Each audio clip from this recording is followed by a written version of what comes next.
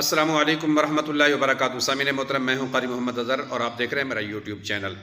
آج ہم خواب کے اندر مکھی کے دیکھنے کی تعبیر کو بیان کریں گے۔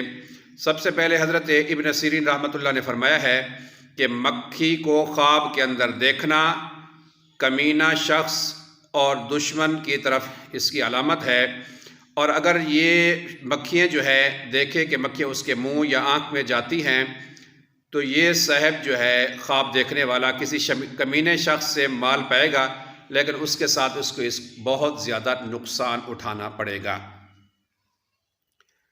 اور اگر خواب کے اندر دیکھتا ہے کہ مکھی اس کے کان میں جاتی ہے تو کمینے شخص سے بری باتیں سنے گا، اور اتنی زیادہ دکھ والی باتیں ہوں گی کہ یہ بہت زیادہ افسردہ ہوگا اور اس کو دکھ اور غم ملے گا یہ باتیں سن کے۔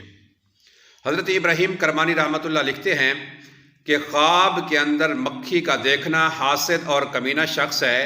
اگر دیکھے مکھیاں اس کے ارد گرد جمع ہیں تو اس کی تعبیر، اس کی دلیل یہ ہے کہ اس کے ارد گرد جو ہے حاسدین جمع ہوں گے اور شریر لوگ جمع ہوں گے، اور اس کا واسطہ ان لوگوں سے پڑے گا اور ان سے دکھ اور غم اٹھائے گا۔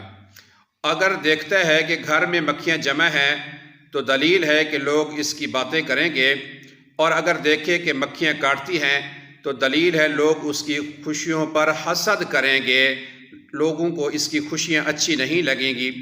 اور اگر دیکھے کہ مکھی کو مارا ہے تو حاسدین پر غالب آنے کی طرف اس کی دلیل ہے۔ اور اگر دیکھے کہ مکھیاں زمین کے نیچے جاتی ہیں تو دلیل ہے کہ حاسدین جو ہے اس کا جمع کیا ہوا مال لیں گے اور اس کو نقصان پہنچائیں گے، اور اس سے وہ مال اور خزانہ اس سے لوٹیں گے۔ اگر آپ بھی کوئی ویڈیو اپنا تعبیر پوچھنا چاہتے ہیں تو ضرور لکھیں۔